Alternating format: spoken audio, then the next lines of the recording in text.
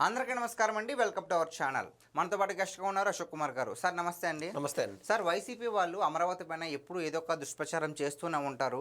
కాకపోతే తాజాగా సాక్షి న్యూస్లో మరి ఒక డిబేట్ అయితే చేయడం జరిగింది. దాంట్లో కృష్ణంరాజు అనే ఒక వ్యక్తి చాలా దారుణంగా అయితే మాట్లాడారు. అవేంటో ఒకసారి విందాం. విన్న తర్వాత మీ అభిప్రాయం చెప్పండి. అలాగే.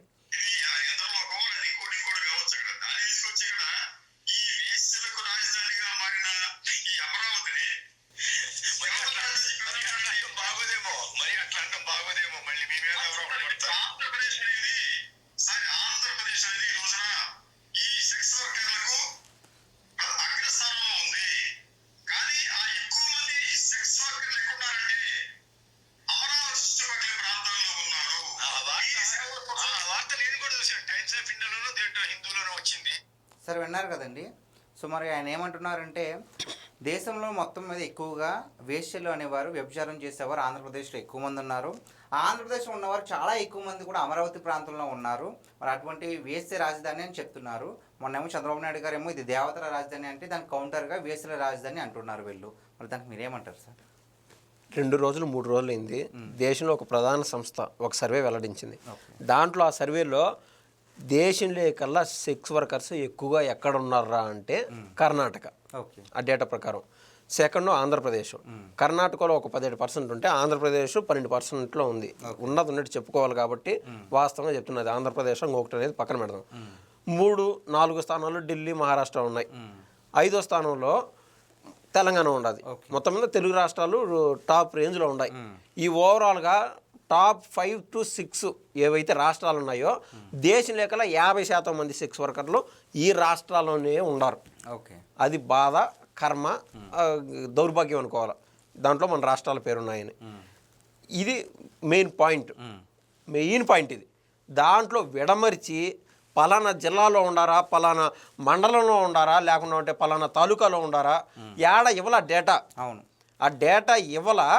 ఒక పక్క బాబు గారు, కళ్యాణ్ గారు, యావత్ రాష్ట్ర ప్రజలు అమరావతిని ఓన్ చేసుకొని దాన్ని ఒక ఎమోషన్గా చూసుకుంటున్నటువంటి పరిస్థితులు ఇవ్వాలన్న. ఎందుకంటే గతంలో జగన్మోహన్ రెడ్డి గారు అమరావతి పేరు ఎత్తితే 3 ముక్కలాట ఆడేశాడు. ఏదైనా అనుకోవచ్చు, సరే అభివృద్ధి వికేంద్రీకరణ అని చెప్పి 3 చోట్ల రాజధానిలో పెడతాను అని చెప్పినాడు.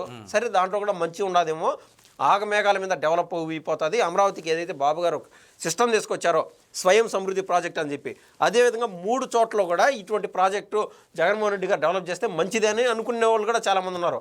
వాళ్ళలో నేను ఒకడిని. అది ఏది 3 ముక్కలాట. ఆడ భూముల రేట్లు ఆడికి రాజధాని వచ్చేస్తుందని ఆడ భూముల రేట్లు పెంచుకోవడము, ముందుగానే దాన్ని కబ్జా చేసి పెట్టుకొని దాన్ని నమ్ముకోవడం తప్ప ఏమి జరగల. చిన్న ఇటుకరాయి కూడా పడినట్లేదు. అది జగన్మోహన్ రెడ్డి గారు చేసింది. ఇప్పుడు గౌతమ్ బుద్ధుడు తిరిగాడినటువంటి నేల అమరావతి. అవును. అదేవిధంగా శాతవాహనులు పరిపాలించినటువంటి నేలది అమరావతి. ఆ అమరావతి కేంద్రంగా దేశాన్ని కూడా ఏలినటువంటి పరిస్థితులు మనం చూసాం. ఇది ఒక 1000 ఏళ్ల క్రితం నుంచి కూడా దీనికి ఒక గొప్ప చరిత్ర ఉన్నది. ఏది ఏమైనా కూడా ఇప్పుడు అమరావతి ఏదైతే ఈ ప్రాజెక్ట్ తీసుకొచ్చినారో, అమరావతి నుంచి చెన్నైకు ఎంత దూరం ఉంటుందో అమరావతి టు బెంగళూరు అదే దూరము, అమరావతి టు ఒరిస్సాలోని భువనేశ్వర్ ఏదైతే క్యాపిటల్ సిటీ ఉన్నదో అది కూడా అదే దూరము. మిడిల్ ఆఫ్ అన్ని రాష్ట్రాలకి సమతూకంలో, అంటే అన్ని రాష్ట్రాల్లో ఉండేటువంటి రాజధానులకి సమ దూరంలో ఉన్నటువంటి క్యాపిటల్ ఈ అమరావతి. దీంతోపాటు అక్కడ నీరు కావచ్చు, ప్రతి దానికి ఉపయోగాలు ఉన్నాయి అమరావతితో. అన్నీ ఆలోచన చేసి సైంటిఫికల్గాను. దాంతోపాటు బాబు గారు బయట వచ్చి ఇప్పుడు విజయవాడని ఏమంటారంటే గ్లేసియర్ ఆఫ్ ద కంట్రీ అంటారు. గ్లేసియర్ ఆఫ్ ద కంట్రీ అంటారు. అంటే సౌత్ ఇండియా లేకల్లా హైయెస్ట్ వేడి ఉండేటువంటి టెంపరేచర్ ఉండేటువంటి ప్రాంతం ఇది Vijayawada. Glacier of the Deccan అంటారు విజయవాడని. దాంట్లో కూడా ఒక 15% మేర ఆ డిగ్రీస్, ఆ వేడిని తగ్గించే విధంగా బాబు గారు ప్రణాళికలు తీసుకొస్తున్నారంటే ఆయన విజన్కి మనం హ్యాట్స్ ఆఫ్ చెప్పాలా. అటువంటి దాన్ని డెవలప్ చేస్తూ అమరావతిని, అదేంటంటే అండి, 1 ఎకరా రైతుల దగ్గర నుంచి తీసుకున్నారనుకోండి, 33,000 ఎకరాల్లో ఫర్ సపోజ్ 1 ఎకరా రైతుల దగ్గర నుంచి తీసుకున్నప్పుడు ఏం చేస్తున్నారంటే దాంట్లో ఒక 20% భూమి రైతులకు వెనక్కి ఇచ్చేస్తారు. మిగిలిన 80% భూమిని ప్రభుత్వం తీసుకుంటుంది. ఇప్పుడు 1 ఎకరా ఎంతైతే వేల రైతులు అమ్ముకుంటే ఒక 10 లక్షలు 20 లక్షలు వస్తుంది అనుకుందాం. కానీ ఇప్పుడు ఈ 20% మేర భూమి అమ్ముకున్నారనుకోండి రైతులు, అంటే అమరావతి డెవలప్ అయిన తర్వాత ఈ 20% భూమికే దాదాపు 60-70 లక్షలు పోగవుతుంది రైతులకి. ఓవరాల్ లాజిక్ అది. అంటే మీకు 1 ఎకరా ఉన్న ఒకటే కేవలం 20% 20 సెంట్లు భూమి ఉన్న ఒకటే. అంటే డెవలప్ చేస్తున్నాను అని చెప్పి బాబుగారి పైన భరోసాతో అందరూ రైతులు వాళ్ళ ఎన్నెండ్లో కష్టపడి ఏది వాళ్ళ బిడ్డల పెళ్ళిళ్ళు కావచ్చు లేదా పిల్లల చదువులు కావచ్చు వీటన్నిటికీ పోగేసుకొని ఆ భూమిని చూసుకొని బతుతా ఉండేటువంటి రైతులు ఆంధ్ర రాష్ట్ర ప్రభుత్వాన్ని పరిపాలించేటువంటి చంద్రబాబు గారిని నమ్మి ఇచ్చారు. బాబు గారు దిగిపోవడం ఆలస్యం.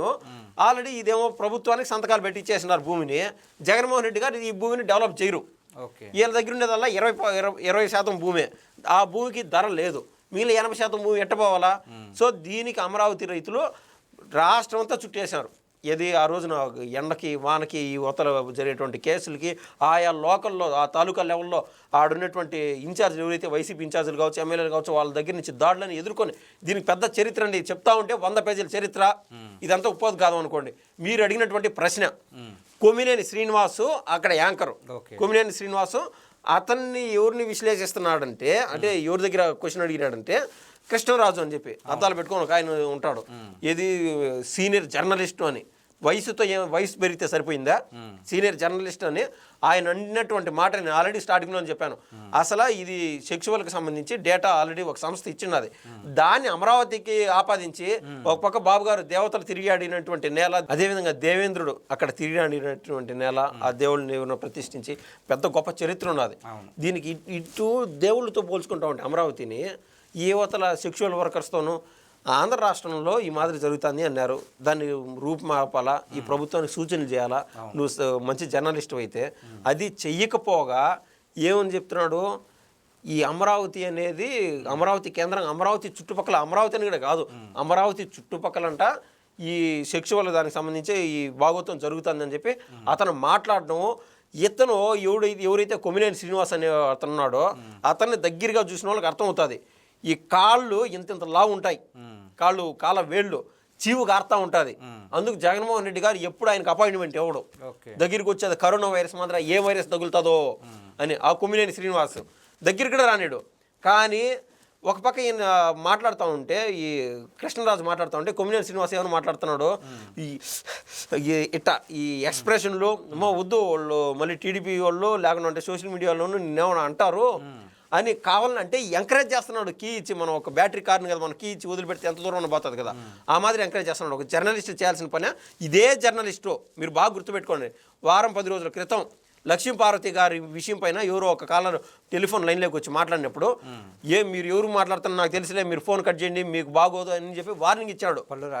పళ్ళు రాలిపోతాయని వార్నింగ్ ఇచ్చాడు. ఇప్పుడు ఎందుకు వార్నింగ్ లేకున్నాడు?